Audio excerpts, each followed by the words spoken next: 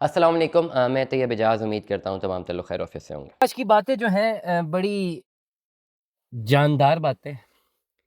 बबांगे 2 लोग के कुछ बातें करेंगे, ठीक है? लिमिटेड सा एक छोटा-सा व्लॉग है।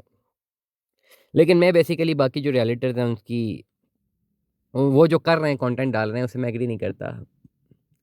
मेरी अपनी एक रीज़निंग है, ये रीज़निंग आपके सामने मैं पेश करने जा रहा हूँ। सबसे पहले इस वक़्त हर ज़बान ज़द-ए-आम फैसल टाउन फ़ेज़ 2 जी सरकार की गिरफ्त में है।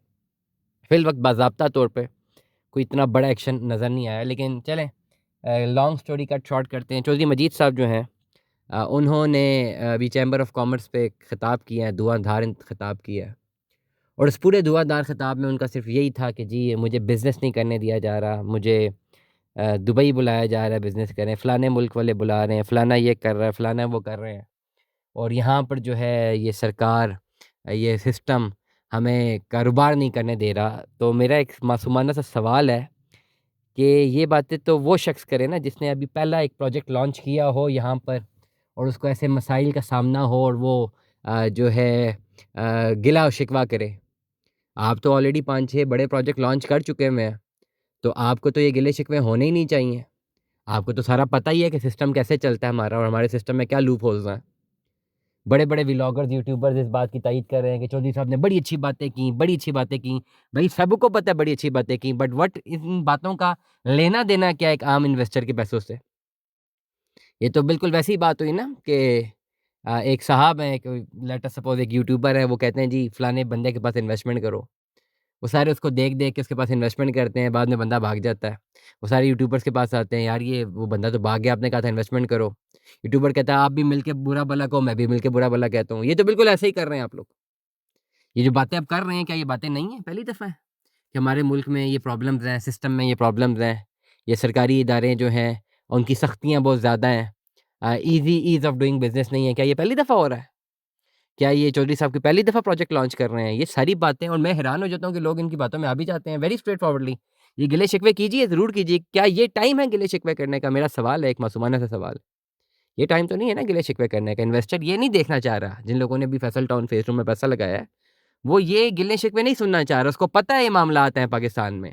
इसलिए उसने किसी और प्रोजेक्ट में इन्वेस्टमेंट नहीं की, आपके पास इन्वेस्टमेंट कर दी कि उसको कॉन्फिडेंस था कि आप इन मामलात को हल कर सकते हैं क्योंकि 5-6 प्रोजेक्ट्स आप पहले डिलीवर कर चुके हुए हैं। इस तरह के मामलात आप पहले चैलेंजेस फेस कर चुके हुए हैं। आपने उनको काउंटर कर लिया, तो ये भी आप काउंटर कर लेंगे। ये सारी बातें जो आप फरमा रहे हैं चैम्बर ऑफ कॉमर्स में, ये सबको पता है और सबको ये पता होने के बावजूद उन्होंने आप पर एतमाद इसलिए किया क्योंकि उनको पता है कि 5-6 प्रोजेक्ट आप डिलीवर कर चुके हैं, ये भी कर देंगे।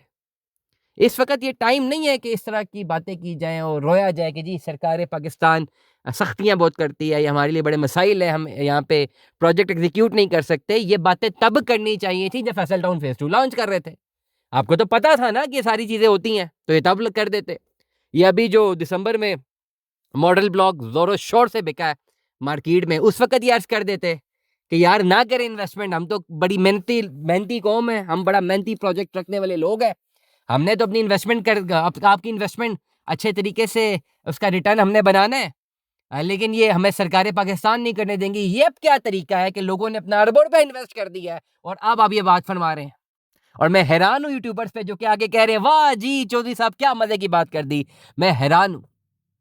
ये तो बातें हम सबको पता है, कौन-सी नई बात है? ये जितनी बातें चौधरी साहब ने की हैं चैम्बर ऑफ कॉमर्स में, ये हम सबको पता है। आपको भी पता चली हैं, हमें तो आपसे पता है। ये तो बिल्कुल वैसी ही बात हुई ना, बहुत सारे पॉलिटिकल डिफरेंस रखने वाले लोग जो हैं, वो अब हमें कुछ बोलना शुरू कर देंगे। ये जो एक सरकार 2022 में ख़त्म हुई है, सरकार ख़त्म होने के बाद उन्होंने इल्ज़ाम तराशियाँ लगाई कि जी फलाने जो ताकतवर लोग हैं, वो गवर्नमेंट में शामिल होते हैं। तो सरकार आपको जब गवर्नमेंट में थे तब नहीं पता था या जब आप गवर्नमेंट में पहले नहीं थे तब भी आपको पता था? ये क्या वजह है कि जब आप निकाले गए तब आप ये फरमा रहे हैं? तो सिंपल ये मेरा एक सवाल है, मासूमाना सा, कि ये जितनी बातें की गई हैं, ये तो हम यूज़्ड टू हैं। चौधरी साहब को तो बड़ा एक्सपीरियंस है सालों का बिज़नेस में। मुझे तो ये सारा 9th क्लास से मैं देख रहा हूँ, मेरा 16 साल हो गया मार्केट में और 16 सालों से मैं देख रहा हूँ कि हर चीज़ में जो है वो इस तरह गवर्नमेंट के लिहाज से सख्तियाँ होती हैं। आप एक दुकान नहीं चला सकते, प्रोजेक्ट तो छोड़ें।